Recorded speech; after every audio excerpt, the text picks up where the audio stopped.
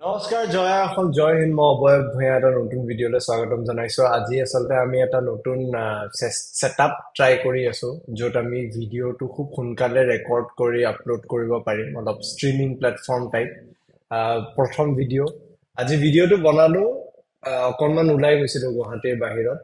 ভাবিছিলো গুৱাহাটীখন স্মাৰ্ট হৈছে কিয়নো আজিকালি যিটো ফালে দিয়ে আগবাঢ়ি যাওঁ এখন নতুন ফ্লাইঅভাৰ দেখো যদিও ফ্লাইঅভাৰৰ কাৰণে গুৱাহাটীত ট্ৰেফিক জাম বহুত কম হৈছে এটা প্ৰতিশ্ৰুতি এটা আশা সেই আশা আজিও নিৰাশা দিয়ে এটা প্ৰতিশ্ৰুতি যাৰ প্ৰতিশ্ৰুতিৰ উত্তৰ আমি আজিও নাপাওঁ সেই প্ৰতিশ্ৰুতিটোৱে হৈছে বানপানী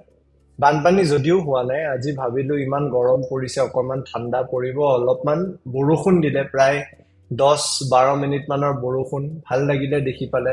একাপ চাহ শেষ নহওঁতেই বৰষুণ শেষ হ'ল ওলাই গৈ গাড়ীৰ পৰা গৈ ভাবা নাই এনেকুৱা হ'ব বুলি চানমাৰীৰ ফালে গৈছো দেখিছো ৰাস্তাৰ আধা পাৰ মানে আধা চাইড বানপানীত ডুবিলে মোৰ প্ৰশ্ন লগে লগ আহিল যে এই ড্ৰেনেজ চিষ্টেমটো কি ধৰণে কাম কৰে জানিব মন গ'ল যে আচলতে যি সময়ত অসমৰ মন্ত্ৰী অশোক সিঙল ডাঙৰীয়াই কৈছিল যে এইবাৰ গুৱাহাটীত বানপানী নহয় এবাৰ কোনো ধৰণৰ ৱাটাৰ লগিং নহয় সেইখিনি সময়ত ইমান সোনকালে ৱাটাৰ লগিং কেনেকে হৈ যায়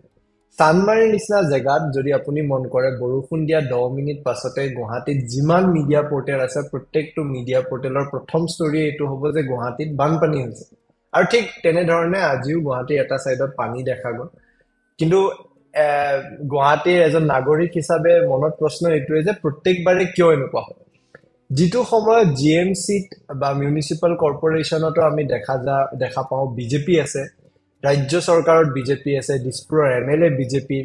অসমৰ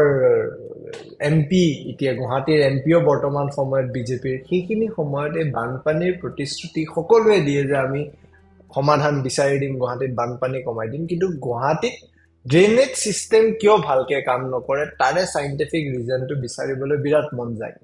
আজি এই ভিডিঅ'টো আচলতে ট্ৰায়েল এণ্ড এৰৰ চিষ্টেমতে আমি বনাই আছিলো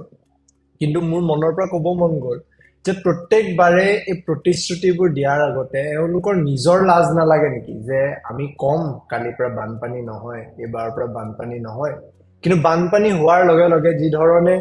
অসমৰ ৰাইজৰ মনত প্ৰশ্ন আহে যে উন্নয়ন কোনটো দিশত হৈছে